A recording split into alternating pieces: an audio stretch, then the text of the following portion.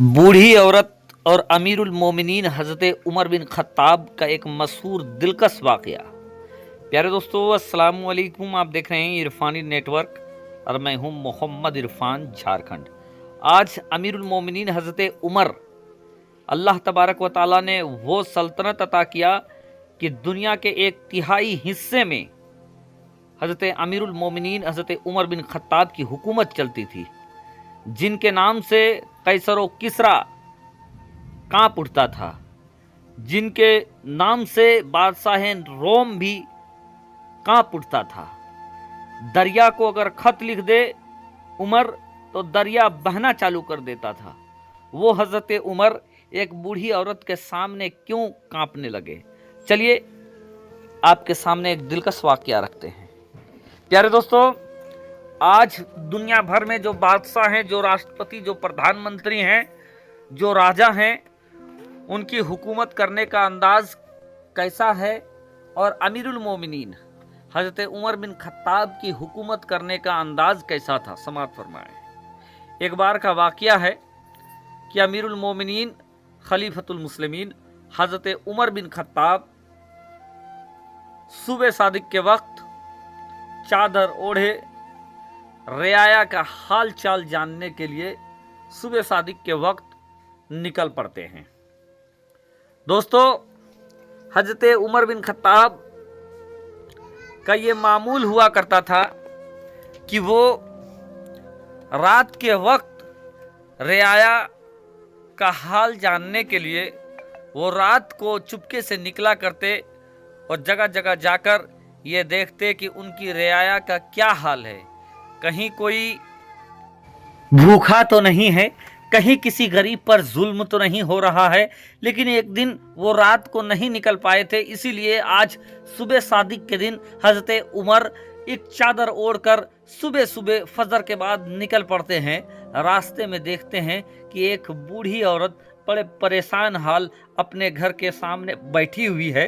हज़रत उमर जब उस बूढ़ी औरत को परेशान हाल देखते हैं, जाकर उस बूढ़ी से अर्ज करते हैं, अम्मा क्या मैं आपके घर में आ सकता हूँ? मुझे अपने घर में आने की इजाज़त देती हो? वो बूढ़ी औरत बड़े कड़े लहजे में कहते हैं कि नहीं, मैं क्यों देने लगी तुम्हें इजाज़त, जा अपने काम से काम रख। यानी हज़रत उमर को वो धुतकार देती है। वो बूढ़ी औरत ये नहीं जानती थी कि सामने वाला अमीरुल मोमिनीन हज़रत उमर बिन ख़त्ताब है और हज़रत उमर भी एक चादर ओढ़े गरीबों की तरह, मिस्कीन की तरह वो घूम रहे थे। किसी को ये भनक नहीं लग रही थी कि जिसके डर से, जिसके दबदबे से कैसरो किसरा कांप उठता है, जिसके दबदबे से बादशाह रोम कांप उठता है, वो अमीरुल मोमिनीन एक गरीब के सामने, एक गरीब बूढ़ी औरत के घर में जाने के लिए, घर में आने के लिए इजाज़त मांग रही है। बूढ़ी औरत कहती है कि मैं तुम्हें इजाज़त नहीं देता हूँ, जा तू अपने काम से काम रख। लेकिन हज़रत अमीरुल मोमिनीन हज़रत उमर बिन ख़त्ताब ये कहते हैं कि नहीं अम्मा, मुझे आने की इजाज़त दे दो। यानी बूढ़ी धुतकारते रहती है और अमीरुल मोमिनीन उनसे इजाज़त मांगते रहते हैं। बहरहाल वो बूढ़ी औरत आज ही जाकर हज़रत उमर को अपने पास आने की इजाज़त दे देती है।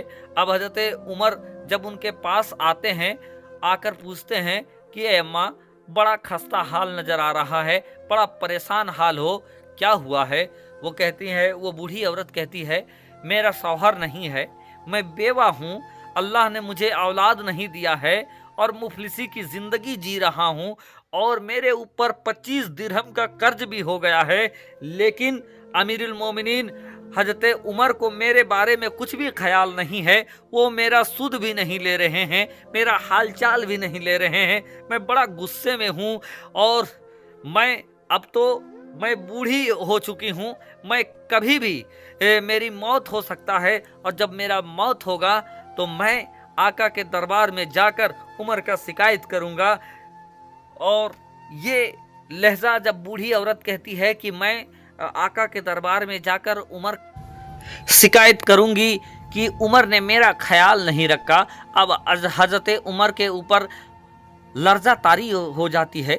हज़रत उमर कहते हैं कि बूढ़ी अम्मा, तुम्हारे हाल का ख्याल उमर को मालूम नहीं होगा, उमर कैसे जाने कि तुम किस मुसीबत में हो या तुम्हारे साथ क्या हो रहा है। वो बूढ़ी औरत कहती है तो फिर तो उमर को खिलाफत छोड़ देना चाहिए। अगर अपने रियाया का हाल उसको पता नहीं है तो उसको हुकूमत करने की कोई भी ज़रूरत नहीं है। ऐसे हाकिम को हुकूमत नहीं करना चाहिए जिसके रियायत का हाल हाकिम ना जाने, यानी बादशाह ना जाने। उमर को हुकूमत छोड़ देनी चाहिए। अब इस बात को सुनना था कि हज़रत उमर के ऊपर लर्जा तारी हो जाती है। हज़रत उमर दौड़े भागे जाते हैं और जाकर बहुत सारा सामान, रसोई का सामान खरीदते हैं, आटा खरीदते हैं, 25 दिरहम लाते हैं। उस बूढ़ी औरत के हाथों में 25 दिरहम रखते हैं जो कर्जा हो गया था, राशन देते हैं। उसके बाद रोटियां पकाकर और उस बूढ़ी औरत को खिलाते हैं हज़रत उमर और कहते हैं, ऐ बूढ़ी अम्मा तू हज़रत उमर को माफ़ कर दे। हो सकता है उनको ख्याल ना हो और तुम्हारे हाल से वो वाकिफ़ ना हो, तो आप उनको माफ़ कर दे। वो बूढ़ी औरत कहती है कि बेटा, तुम कुछ नेक औरत के बच्चे लगते हो और चल, मैं तुम्हारे वास्ते तुम्हारे कहने पर हज़रत उमर को माफ़ करता हूँ।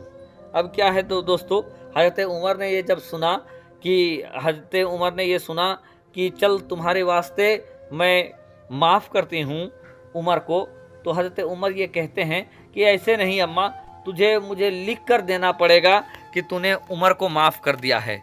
बूढ़ी औरत ये कहती है, मुझे लिखना पढ़ना तो नहीं आता है, लेकिन अगर तुम लिख दो तो मैं साइन कर दूंगा, मैं सिग्नेचर कर दूंगा, हस्ताक्षर कर दूंगा कि मैंने उमर को माफ़ कर दिया। बहरकैफ हज़रत उमर लिखते हैं और लिख कर ये देते हैं कि उमर बिन खत्ताब, यानी खत्ताब का बेटा उमर से एक बूढ़ी औरत नाराज़ हो गई थी, जिसको उन्होंने मनवा लिया और उसके बाद वो साइन उसको कराते हैं। अभी साइन करा रहे थे कि उधर से हज़रत अली आकर कहते हैं कि ए उमर बिन खत्ताब, मैं तुम्हें पूरे ज़माने में ढूंढ रहा हूँ, तुम यहाँ पर हो।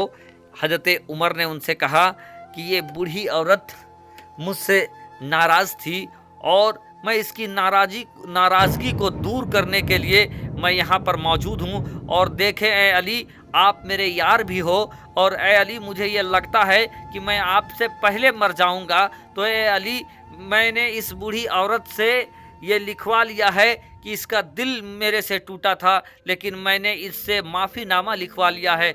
और ए अली, मैं जब मर जाऊं तो मेरे कब्र में इस रुक्का को, इस चिट्ठी को डाल देना, ताकि जब आका के सामने मेरा आमना सामना हो तो मैं आका से ये कह सकूं कि आका, मेरे से एक बूढ़ी औरत रूठ गई थी, लेकिन खत्ताब का बेटा उमर उसको भी मनवा कर यहाँ पर आया है।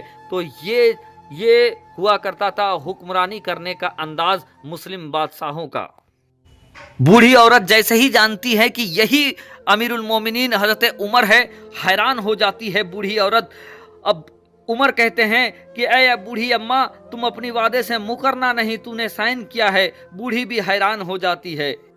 तो दोस्तों, ये अंदाज हुआ करता था अमीरुल मोमिनीन हज़रत उमर का हुक्मरानी करने का, जो कि दुनिया के 1/3 हिस्से में हुक्मरानी करते थे। और आज छोटे छोटे सूबा, छोटे छोटे देश में जो हाकिम रहते हैं, उनको अपने रियाया का खबर नहीं, उनको पता नहीं, तो उनको सीख लेना चाहिए हज़रत उमर से।